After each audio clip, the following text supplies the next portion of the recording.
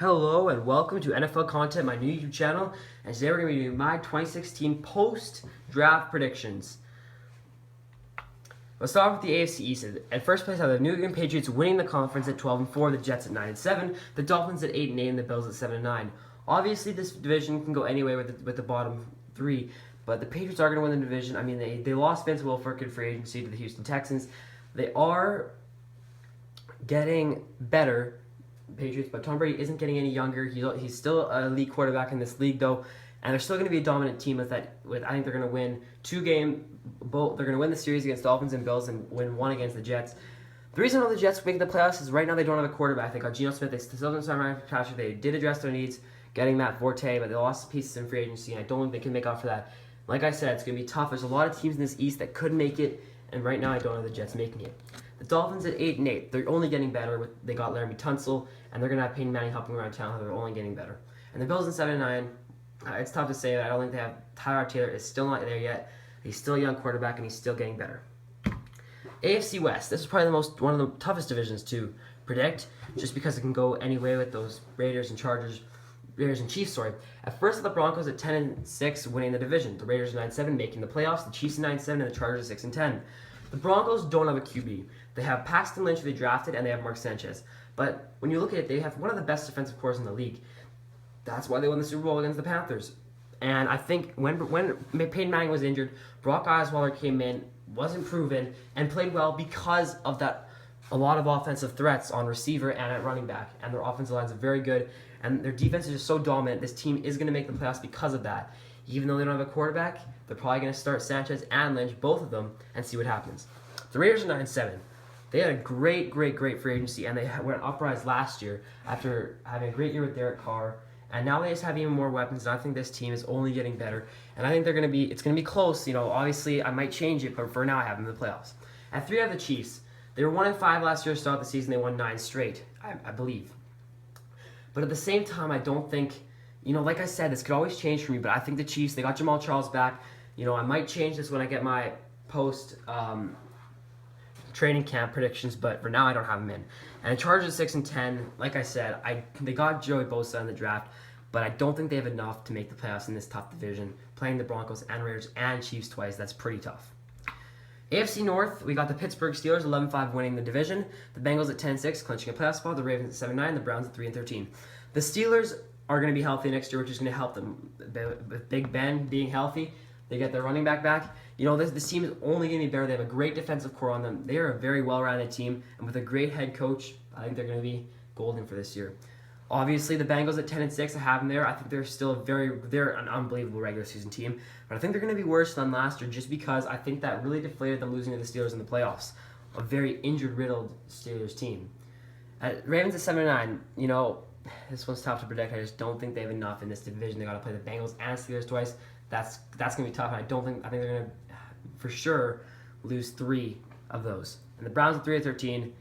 Look at this division. It's just, that's why they're 3-13. They don't have a good team. AFC South, I have the Colts at 10-6 winning the division, the Texans at 9-7, the Jaguars at 8-8, and the Titans at 5-11. Probably this division is only getting better for the future. When you look at it, the Colts at 10-6 are getting a healthy Andrew Luck back. That automatically puts them in the playoffs, in my opinion. The Texans at 9-7, like I said, it's close with the Jets, Chiefs, and Raiders, but at the same time, they did a lot in free agency. They really got better getting Brock Osweiler, but is he proven a starter? We don't know yet. That'll come to tell in the regular season and the preseason. The Jaguars at 8-8, they got Jack and Ramsey in the draft. This defense is going to be unreal. They signed Prince Amukamara. Holy, this team is going to be good for the future. With Blake Bortles in there, I think they're only getting better for the future. And the Titans at 5-11, Marcus Mariota got pounded last year with that D-line, but I do think that getting Jack Conklin started their needs on the O-line, and they're only getting better from here. Only time will tell to see if Jack Conklin really worked.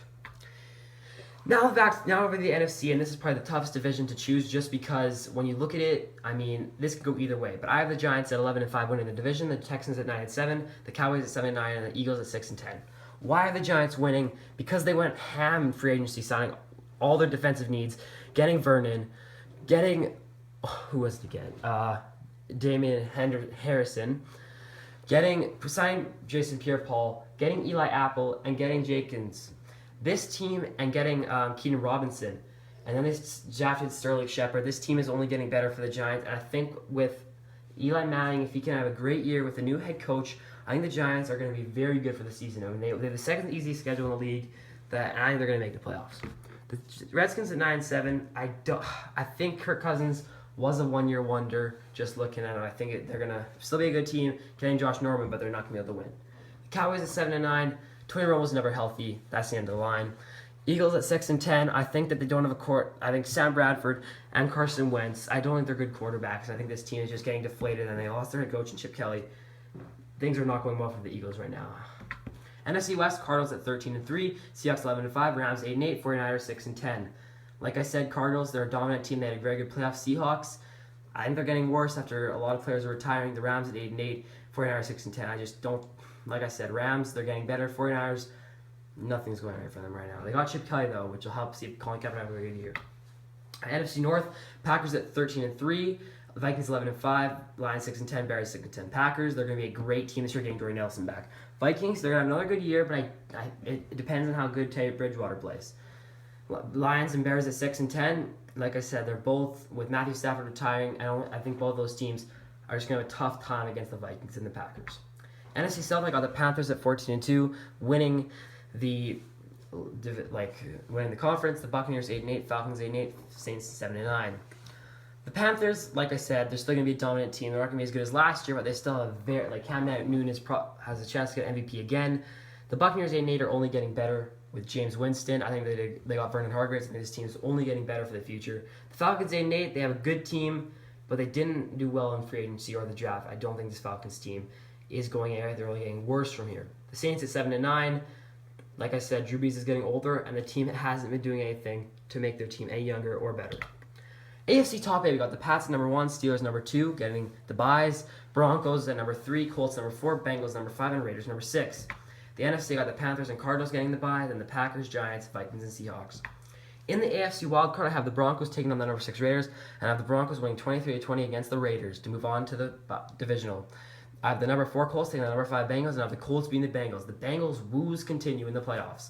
The Raiders, the reason I have them losing is because they're not experienced enough to win, and the Broncos are, with that great defensive core. NFC wildcard, I got the number 3 Packers taking the number 6 Seahawks. I had the Packers winning 35-30. I think their team is just too dominant this year, and I don't think the Seahawks have enough to beat that great offense in the Packers. The number 4 Giants taking the number 6 Vikings. The Giants 30, the Vikings 27. The reason I have the Giants winning is just because they're at home in MetLife, and I feel like Teddy Bridgewater is going to fold again like he did last playoffs against the Seahawks. AFC Divisional. Number 1 Patriots taking on number 4 Colts. I have the Patriots winning 38-30. Like I said, Tom Brady is very good, and he's not going to be losing to that weak defense in the Colts. Number 2 Steelers, sorry you can't see it, against the number 3 Broncos. I have the Steelers winning 42-20. They're going to kill the Broncos because the Broncos don't have a QB, and the Steelers' offense is too good, and their defense is too good, and they're going to shut down the Broncos. NFC Divisional. Number 1 Panthers taking on number 4 Giants. I have the Panthers winning 42-40. It's going to be close just because that Giants offense can shine, but then again, the Panthers offense is much too good to beat them, and their defense is still very strong. Number 2 Cardinals taking on the number 3 Packers. I have the Cardinals winning 30-27. Like I said, it's going to be again, but I do think the Cardinals are better than the Packers, and I think that their Carson Palmer is going to show that he is, and they're at home, so Carson Palmer is going to show that he's worthy for the playoffs. AFC Conference, I got the number 1 Patriots taking on the number 2 Steelers. I got the Steelers winning 35-32. Why? Because that defense is much stronger than Tom Brady's defense. Not than Tom Brady's defense, than the Pats defense. NFC Conference Finals, I got the number 1 Panthers taking on the number 2 Cardinals. I got the Cardinals winning 28-20. Reasons? I just think that the Panthers don't have as strong as a defense this year, and I feel like the Cardinals, it is their year, and Carson Palmer is going to show that he is good enough, and the Panthers will not be going back. And the Super Bowl 51 in Houston, Texas, the number 2 Steelers taking on the number 2 Cardinals, and the winner, a rematch from the Super Bowl a couple of years ago. The Steelers win 38-35, winning the Super Bowl, and here's why. I just think the Steelers it's their year this year. They have a healthy group, and I do think they're going to beat the Cardinals. I think the Cardinals also have a healthy group, but I do think the Steelers are going to win. The Steelers have a healthy group this year. They could actually do well. Most improved teams in this year, I got the Giants, the Raiders, the Jags, the Bucks, the Steelers, the Colts, and the Texans.